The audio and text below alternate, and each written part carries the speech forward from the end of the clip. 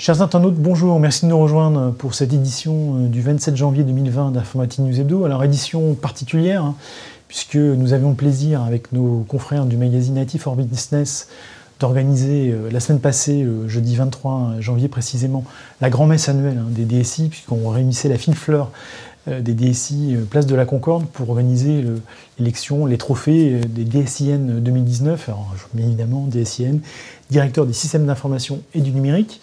Alors pour en parler, pour revenir sur cette soirée, je suis en compagnie de Pierre Landry, directeur en chef d'IT for Business. Pierre, bonjour. Bonjour Jean-François. Alors pour nos lecteurs ou nos internautes qui n'étaient pas forcément derrière YouTube ou pas forcément dans la salle, est-ce qu'on peut revenir sur le Grand Prix, les lauréats, qui avons-nous récompensés?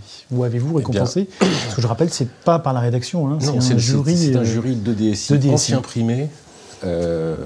Ou de CDO, enfin à chaque fois, c'est vraiment les gens de la profession qui récompensent les DSI de l'année, DSI ou DSIN. Maintenant, en fait, presque tous les DSI s'occupent aussi du numérique. Donc le N, finalement, je pense qu'il va disparaître un jour.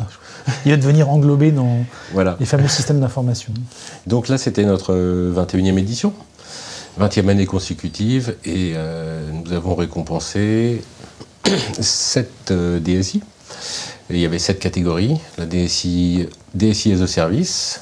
Là, c'est la DSI de l'assurance retraite, Véronique Puch, qui a remporté ce prix, notamment parce qu'elle a mis en place justement beaucoup de services pour ses métiers, pour les clients. Et elle a développé un chatbot Aria pour assister les retraités dans leurs démarches en ligne. Vraiment des choses très bien que le jury a voulu récompenser. Ensuite, on avait le DSI augmenté. Le DSI augmenté, c'est Yves Cazot de Michelin qui a été récompensé parce que, on va dire qu'il avait mis en place toutes les nouvelles technologies qu'on peut trouver. Sauf, un membre du jury l'a remarqué, la blockchain. Mais je pense que ce sera pour l'année prochaine. C'est vrai que à l'échelle d'un grand groupe industriel, c'est un challenge quand même pas forcément évident. Non, très compliqué. Surtout qu'il a reconçu son système d'information pour qu'il soit vraiment le plus flexible possible, agile, il puisse intégrer plus rapidement les nouvelles technologies à l'avenir. Donc voilà, il a été récompensé pour ça. On avait le DSI Open, et là c'est le DSI de la ville de Saint-Étienne, Sébastien Vallat, qui a reçu ce prix, notamment parce que il a déployé un portail avec des technologies open source et qu'il utilise, on va dire qu'il collabore avec EDF, Suez et d'autres organismes, la SOR par exemple, pour mettre à disposition des données en mode open data, d'où le open, qui permettent ensuite à des entreprises ou des gens de développer des applications sur la base de ces données, pour le bien de l'agglomération. Voilà. Ensuite, nous avions le prix DSI communicant. Là, nous avons récompensé Laurent Rousset. Laurent Rousset qui est DSI du groupe Adecco en France. Et il a la particularité d'avoir mis en place, d'avoir personnalisé, incarné la DSI au travers d'un personnage qui s'appelle Easy, qui est un avatar. Donc, c'est une femme mariée de 32 ans qui a un enfant, qui se met en colère quand les utilisateurs ne font pas ce qu'il faut faire, qui se met aussi en colère quand les informaticiens ne font pas ce qu'il faut, ont une mauvaise note de la part des utilisateurs. Donc c'est un projet qui est assez original. Assez original, oui. On avait aussi le DSI orchestrateur.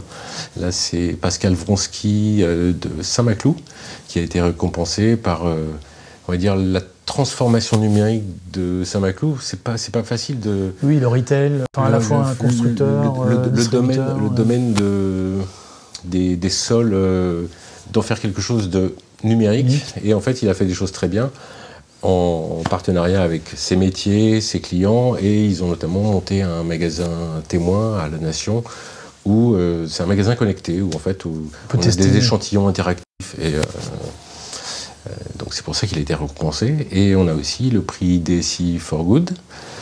Là, c'est une candidate qui a été récompensée, une fois de plus, Malika Pastor, de Collier International, qui est dans l'immobilier pour entreprises, principalement, et qui nous a fait un très joli dossier, d'abord, très personnel, et qui a été une des seules à évoquer la partie consommation énergétique de l'informatique, de l'IT, et à avoir mis en place justement une acculturation des employés pour qu'ils consomment moins, et des outils de mesure de cette consommation pour la diminuer, bien sûr. Alors, Pierre, vous nous avez parlé de 7 DSI, là j'ai compté, il y en avait 6. Le 7e est perspicace. Le 7e, c'était le coup de cœur de la rédaction, est-ce qu'on peut le dévoiler ? C'est le coup de cœur de la rédaction qui a été attribué à Laurent Husson. Le coup de cœur qui n'est pas de la rédaction, qui est le coup de cœur du jury. Je ne m'y recule pas. Qui a tenu à récompenser Laurent Husson, qui est le directeur informatique de Air Tahiti Nui. C'est la compagnie aérienne qui dessert, la principale qui dessert Tahiti. Avec des destinations, pas beaucoup de destinations, vers Los Angeles, Auckland, Tokyo, Paris aussi, mais via Los Angeles. Mais ça représente quand même, je crois, plus de 400 000 voyageurs annuels. Et finalement, elle se retrouve, cette compagnie, avec les mêmes problématiques que les grandes. Mais avec des moyens qui sont infiniment plus petits. Et donc, c'est ce qu'a voulu récompenser le jury, et notamment parce que aussi Laurent Husson participe beaucoup à l'écosystème local en faisant travailler le plus possible des prestataires locaux et en étant aussi en partenariat avec des initiatives locales on va dire pour le numérique. Transformation numérique. Très bien. Alors, puisque je parle de transformation numérique, je fais la transition naturellement vers l'autre événement, c'était le Grand Prix du manager numérique, ou le prix du manager numérique. Le prix du manager numérique qui récompense le dirigeant numérique de l'année, si je puis dire. Qui est attribué par la rédaction, à la différence des autres prix, et que nous avons décerné cette année à Jean-Pascal Tricoire, qui est le président-directeur général de Schneider Electric, depuis très longtemps maintenant. Mais c'est un homme qui a réussi à transformer, qui a accompagné la transformation depuis le début, depuis le siècle précédent, on peut dire. On peut le dire, oui. Où Schneider Electric s'est vraiment recentré sur l'électricité à un moment, et après est allé vers l'électronique, puis vers le software, le logiciel. Et là maintenant, on en est à une offre qui s'appelle EcoStruxure, qui est fédératrice et sur laquelle Schneider Electric a monté un écosystème qui s'appelle Schneider Electric Exchange. Et on a trouvé que c'était un beau projet français. Pour une fois qu'une entreprise, j'allais dire, dans le secteur du numérique s'illustre, profitons-en. Alors, ça, c'était pour le manager numérique de l'année. Et puis, évidemment, ce que tout le monde attend, c'est le fameux Grand Prix. Alors, j'ai noté que parmi les nommés, il y avait quand même 2 femmes, ce qui est intéressant à souligner. Alors, est-ce que je peux parler d'un lauréat ou d'une lauréate ? Je pense que vous pouvez dire une lauréate. Et le jury, comme nous-mêmes, en sommes très fiers.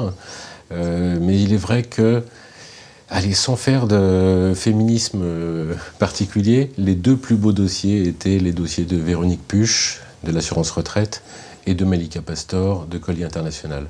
Je vous ai toujours pas dit le résultat. Non, mais pas d'une lauréate, donc le suspense. Et donc c'est Véronique Puch, de l'assurance retraite, qui a été élue par le jury Grand Prix DSI de l'année 2019. D'accord. Donc on rappelle, assurance retraite, la CNAV, caisse d'assurance vieillesse, un secteur a priori pas forcément très glamour en termes d'IT, mais en tout cas pas mal d'actions pour essayer de revivifier, services à mettre en place pour des assurés qui sont comme vous et moi parfois un peu perdus. Exactement, perdus, et aussi beaucoup de services à développer en interne pour accompagner les agents de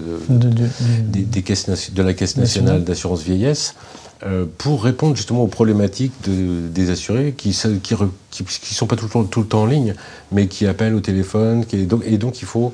Évidemment, un SI qui tient la route, évidemment. Voilà. Et donc il y a eu toute une réorganisation depuis qu'elle est arrivée en mars 2018. Et derrière, des outils qui ont été développés, mis en place. Et on a vu vraiment un très très beau dossier. Très bien. Écoutez, Je propose que nos lecteurs qui sont intéressés, nous retrouveront le détail de cette présentation dans le magazine qui sort aujourd'hui. Donc ils auront tout le loisir pour consulter soit en ligne, soit sur le papier le détail des projets qui ont été récompensés. Pierre, merci. Merci, et puis à une prochaine fois. Je propose de poursuivre cette émission avec Guy Hervier qui va nous rejoindre pour faire le retour, le débrief de l'activité de la semaine comme chaque semaine. Guy, merci de nous avoir rejoints après avoir écouté Pierre. Alors, on ne change pas, on revient à une formule traditionnelle avec l'actualité en bref, et puis un sujet, j'allais dire, éternel, le sujet de Windows, et du coup des licences qui est, on va le dire, pour le moins salé. C'est l'étude qui fait le point sur le sujet. Alors effectivement, les factures commencent à tomber. Donc on rappelle, Windows 7 était arrivé en fin de support le 14 janvier dernier, donc il n'y a pas longtemps. Récent. Et donc on avait évoqué les différentes solutions qui pouvaient être aller de ne rien faire, c'est-à-dire continuer à utiliser Windows 7 jusqu'à passer à Windows 10. Et donc il se trouve que pour passer de l'un à l'autre, ça prend un certain temps, et entre ce temps-là, il faut faire quelque chose. Donc là, il y a des clients qui commencent à payer, si je puis dire. On pourrait présenter ça comme une espèce de taxe sur les clients. Donc là, c'est le gouvernement allemand, 33 000 postes, 800 000 euros par an, donc c'est pas négligeable. Encore mieux, le gouvernement australien, on est à près de 9 millions d'euros par an. Donc pour payer en fait un support spécifique pour Windows 7. Alors on pourrait se dire oui, mais c'est un peu dommage d'utiliser ça alors qu'on pourrait payer. Là peut-être changer de licence. Mais je suppose de version de Windows. On fera les deux en même temps, mais néanmoins entre les deux. Et ça, c'est malgré tout, c'est un peu d'imprévoyance parce qu'on savait à quel moment ça allait arriver, quand est-ce qu'il fallait le faire. Microsoft n'a pas pris les clients en traite. Voilà. Et donc ce ne sont que deux, mais il y en a certainement beaucoup d'autres. Et donc pour Microsoft, c'est une source de rentrée d'argent, mais bon, c'est comme ça que ça fonctionne dans le logiciel. Très bien. Alors on change complètement d'univers, Guy. On parle des supercalculateurs, un sujet qui nous est cher. Et on parle d'un nouveau supercalculateur qui s'appelle Janzai, comment dirais-je, opéré par une filiale, alors une joint venture entre le CNRS et le CEA, dans mon souvenir, qui s'appelle Janzai, le nom du créateur du CNRS, alors qui est vraiment... On passe de nouvelle division en termes de performance. Effectivement, donc ça a été installé au plateau de Saclay, donc par l'INRIS, donc qui est l'entité qui gère l'informatique pour le CNRS, et donc et le CEA, et donc c'est une machine qui est créditée de 16 pétaflops et qui coûtera 25 millions d'euros. Elle était déjà présente, elle n'est pas toute nouvelle, mais on vient de l'inaugurer, elle est en fonction. C'est une machine qui a la particularité d'être à la fois un supercalculateur traditionnel et puis une machine hyper convergée, donc pour faire du machine learning, deep learning. Et donc elle était déjà présente dans le dernier top 500, elle était à la 46e place à 4,5 pétaflops, donc 16, 4, 5, c'est pas les mêmes, c'est peut-être pas les mêmes pétaflops. Il faut dire aussi que on sait très bien quand un supercalculateur est mis en service comme ça, y a une phase d'installation, de rodage, de montée en puissance. Donc le système traditionnel, c'est du HPE FGI, donc ex-Silicon Graphics. Et peut-être juste un petit mot sur Janzai. Donc Janzai, c'est pourquoi Janzai? Parce que c'est, comme vous l'avez dit, le fondateur du CNRS, ministre de l'Éducation nationale sous le Front populaire. Et puis il a également créé le Festival de Cannes, donc ce qui montre l'éclectisme de ce personnage. En tout cas, la recherche française se dote d'un supercalculateur, je dirais, digne de ce nom, donc c'est une bonne... Oui, qui en plus c'est dans le cadre du programme d'ailleurs du président Macron, AI for Humanity, pour parler en bon français. Donc tout ça, c'est des investissements, fameux investissements d'avenir. On espère que... Mais bon, globalement, quand on fait le bilan à chaque fois sur le top 500, les listes qui sont faites 2 fois par an, on voit que la France a encore un peu de travail à faire. Alors, on revient sur un autre sujet qui était pour le coup la plus polémique, c'est le fameux contrat, alors je ne sais pas si on dit JEDI, le fameux contrat d'externalisation du cloud de l'administration américaine, qui, on le sait, les débats font rage entre les différents protagonistes. Donc là, quelle partie de l'épisode on est aujourd'hui? Effectivement, on en a déjà parlé à plusieurs reprises et on a dit que c'est un sujet qui nous intéresserait pendant un certain temps. On rappelle, c'est pour le ministre de la Défense américain un contrat de 10 milliards de dollars, donc c'est très important. C'est Microsoft qui a gagné contre toute attente puisqu'on pensait que c'était AWS qui allait l'emporter, ou tout au moins il y aurait un partage sur les deux acteurs. Et évidemment, AWS c'est Amazon, c'est Jeff Bezos, qui est une des têtes de turc de Donald Trump, et donc vous faites le lien. Et donc Amazon a engagé une action en justice, et là pour le coup, pour demander la suspension de l'appel d'offres. De l'appel d'offres et de la mise en place de ce contrat. Donc est-ce que cette demande sera reçue ou pas? En tout cas, il est vraisemblable qu'on va encore en parler, mais pour l'instant, Amazon n'a certainement pas, du tout envie de lâcher le morceau, ça c'est clair. Très bien. Et alors on finit cette séquence par une traditionnelle séquence acquisition, et cette fois-ci c'est Arista qui s'y colle, si je puis dire. Donc nous en dire un peu plus. Alors Arista rachète, est en passe de racheter Big Switch. Donc Arista, on le connaît bien, c'est un des grands dans le domaine des réseaux et de tout ce qu'on met dans le vocable software defined networks, donc les réseaux définis par le logiciel. Donc c'est un rachat dont on ne connaît pas encore le montant, pour lequel on sait qu'il y avait quasiment tous les gens du réseau étaient intéressés, à commencer par Cisco, Juniper, donc c'est Arista qui l'emporte. C'est quelque chose d'intéressant, et pour Arista, Big Switch en fait c'est une brique supplémentaire dans la gestion du réseau multi-cloud, donc ça permet de conforter le positionnement d'Arista, qui est un acteur intéressant, qui se différencie des grands Cisco et Juniper. Oui, qui est quand même très très spécialisé, alors que les autres ont plutôt tendance à avoir des gammes finalement sensiblement élargies. Et puis, j'allais dire dernier sujet, non, il y a toujours la saga Xerox HP qui continue. Donc là, c'est un rapport en fait d'une société de conseil qui s'appelle Technology Report Business, donc qui dit plusieurs choses. La première, c'est que finalement, cette OPA hostile qui est en cours, elle profite à qui? Elle profite aux concurrents, Dell et Lenovo, pour les citer. Que pour l'heure, HP reste sur ses positions, que l'offre de 33 milliards de dollars n'est pas à la hauteur de ce que souhaite HP. Alors, il dresse ensuite les scénarios possibles si l'acquisition se faisait. Donc, il y aurait la possibilité soit de revendre l'activité PC d'HP, et là ils disent il y aura du travail parce que on en a parlé la semaine dernière, c'est un marché qui est très concentré, donc là en l'occurrence est-ce que les autorités de régulation donneront leur autorisation? C'est peu vraisemblable, donc ce sera difficile, ou alors intégrer l'activité PC dans les services managés en faisant du PC as a service, pourquoi pas. Donc il y a plusieurs scénarios possibles. Toujours est-il que cette affaire n'avance pas pour l'instant, sachant quand même que Xerox continue à pousser ses pions, puisqu'elle a pris des participations plus importantes dans HP. Vous savez que Carl Icahn était à la manœuvre. Et donc elle va demander des nominations de postes administrateur, je crois, c'est ça. Donc ça veut dire que elle pousse ses pions. Est-ce qu'elle arrivera à ses fins? On en parlera suite au prochain épisode. Alors, le sujet de la semaine dit, c'était la fameuse taxe GAFA que nous promettait le gouvernement français. J'allais dire, pour reprendre un ancien président, ça a fait un peu pchit, non? Ça fait pchit, oui, c'est un peu...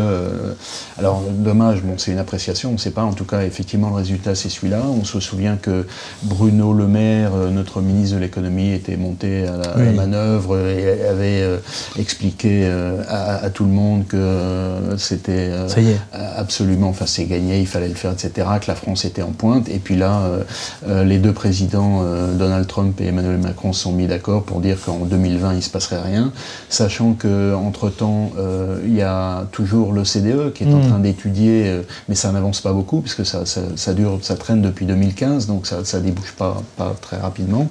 Mais donc on pourrait dire que la France n'est pas seule, d'autres pays avaient aussi lancé l'initiative, et pour l'instant l'Angleterre a dit, et nous on continue, bon. Et en avril ça va tomber. On en reparlera. Donc on en reparlera en avril, mais en tout cas on verra si les Anglais sont plus résistants que nous. Et puis d'autres pays aussi sont également impliqués là-dedans, et ce qu'on peut regretter finalement dans cette démarche, c'est qu'il n'y ait pas eu une action européenne commune. C'est un peu dommage, c'est dans ce genre d'action que l'Europe pourrait vraiment servir à quelque chose, et puis finalement ça n'arrive pas. Là en l'occurrence les Allemands ne sont peut-être pas très enclins à suivre le mouvement, puisque eux ils ont peur des représailles sur les exportations de voitures aux États-Unis, donc tout ça est un peu regrettable. Tout ça tourne un peu en rond.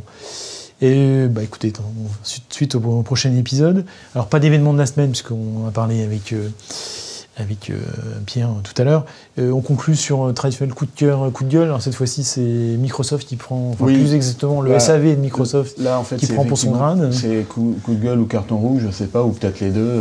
Effectivement, Microsoft, c'est un de ses prestataires qui a signalé que, en gros, les données de 250 millions de discussions clients avec le service SAV de Microsoft de 2005 à nos jours avaient été exposées pendant 2 jours, je crois. Donc Microsoft a fait ce qu'il a fait pour, en gros, fermer les robinets, mais toujours est-il que toutes ces données ont été exposées. Évidemment, là, on ne sait pas si elles ont été exploitées ou pas, mais il y a matière à s'inquiéter, à utiliser un certain nombre de choses. Donc, effectivement, gros coup de gueule pour Microsoft. Contre Microsoft. Écoutez, on conclura là-dessus, et comme je dirais, l'épisode sécurité, évidemment, est un intérêt à un recommencement. Merci à toutes et à tous de nous avoir suivis pour cette édition un peu particulière, mais qui j'espère a retenu toute votre attention et votre intérêt. Et puis je vous propose de nous retrouver la semaine prochaine pour une édition plus traditionnelle. À très bientôt, merci.